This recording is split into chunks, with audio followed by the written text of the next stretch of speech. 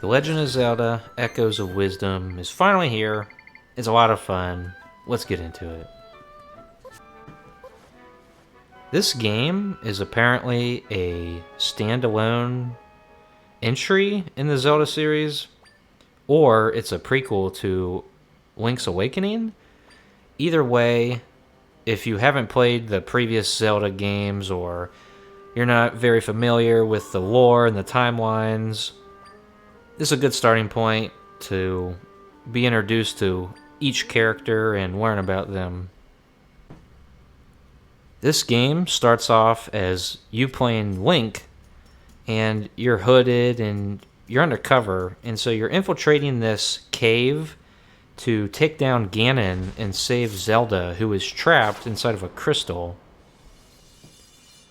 It's pretty cool too, because you have a full set of hearts maxed out and all the items you would have typically at the end of a game of a Zelda. So you're playing as him, fully equipped, maxed out with everything, so that's pretty cool.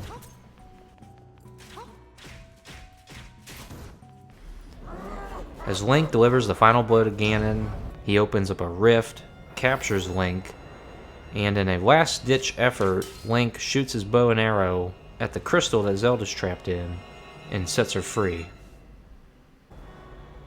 The rifts that captured Link are opening all over Hyrule, and they're capturing people, capturing giant portions of the towns, and causing utter chaos. The thing is that Zelda, her father, the king, and the king's subordinates, they all get captured by the rift.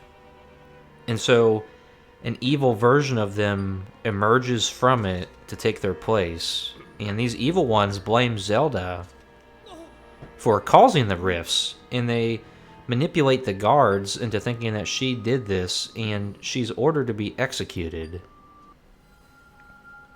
While she's in the jail cell, she'll meet a character called Tri, and he's a good guy, and he helps you get out of there and helps you throughout the game fix these rifts and restore peace to Hyrule. The main gameplay of this game is creating echoes. And so when you defeat enemies, you can press ZR and you can learn the echo. So basically what that means is you can summon that enemy to be an ally of yours against any other monsters in a area. You can create echoes of tables, beds, trees, blocks of water. There's so many echoes in this game, probably maybe even over 100. Honestly, I'm at the point in the game where I've probably have at least 70 or something. 50 or 70. So many echoes in this game, and you'll know which thing is an echo that's not a monster because it'll be like sparkling and it'll just say learn and you can click on it. But there's so many monsters, so you defeat a monster and you can learn their echo, and basically you can summon them in battle to help you fight. Each echo has a power limit to it, and so as you clear these rifts, Tri's power will go up because he'll save his friends and his level will increase. You'll get to the point where you have like 4 triangles behind him, and some of the echoes you have, you'll need to summon, they'll have 4. So you can only put down one of them. And so say there's like a key, like the bat enemy, you can summon like 4 of them because they only cost 1 triangle, whereas like a Moblin or something with a boomerang, he costs 4, so you can only summon 1. But as you finish these rifts later in the game, complete more and more, the cost of those will go down. So then you'll be able to summon the higher ones for even less, which is pretty cool.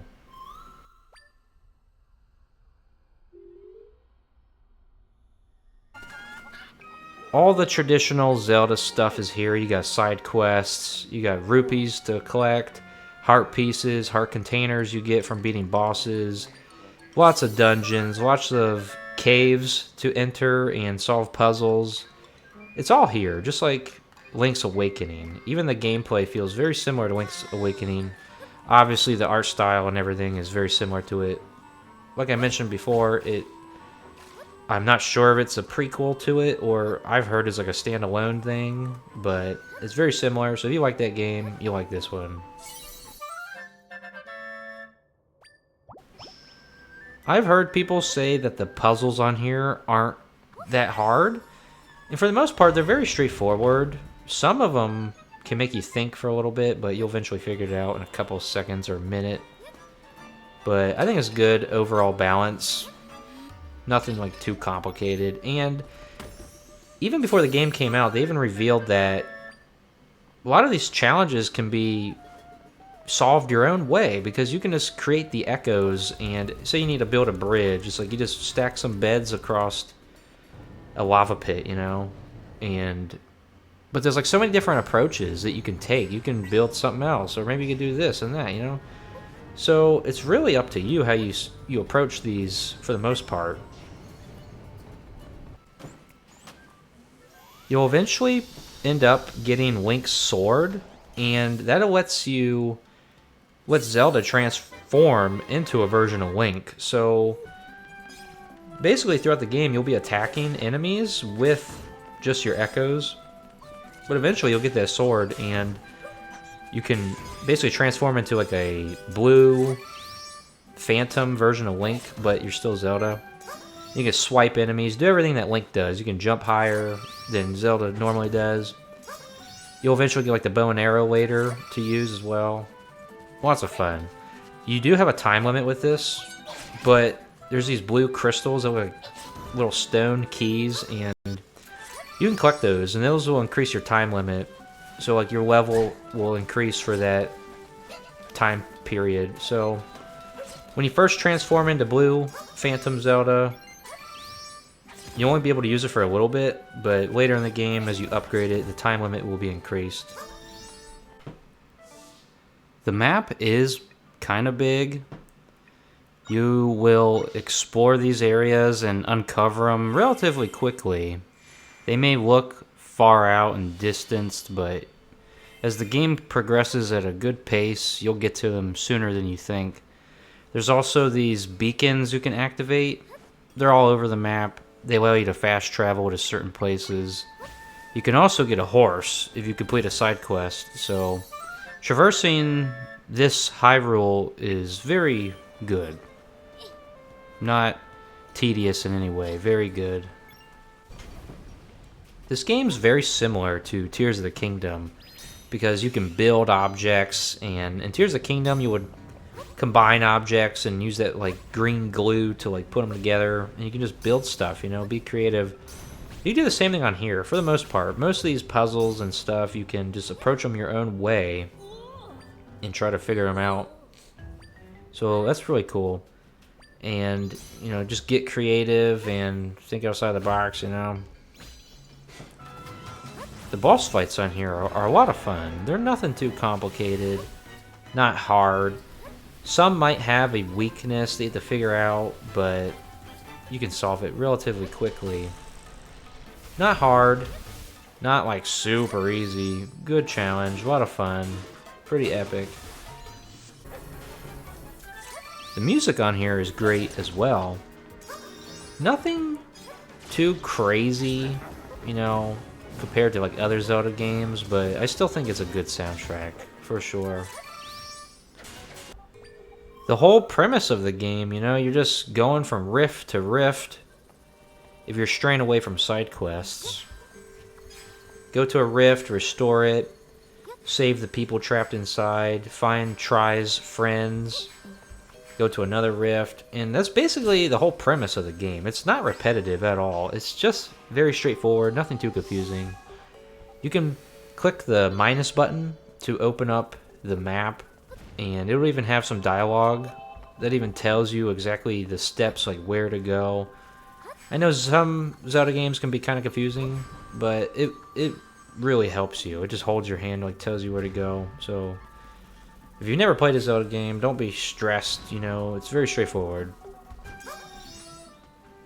overall, I believe I'm more than halfway to the final area of the game. I'm having a lot of fun. It's $60. I think it's worth it. If you're not a fan of Zeldas, or like you never played one, I think it's a good game.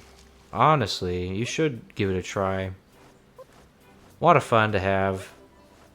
Very, like, you can play this game for hours on end and not even realize it. Similar to Tears of the Kingdom.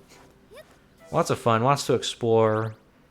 Upgrades, different outfits to unlock, tons of side quests. There's so much content here, honestly. If you were to try to 100% the entire game, 100%, it would take more than 15 hours, for sure. Great game. Go play it. I'll see you next time.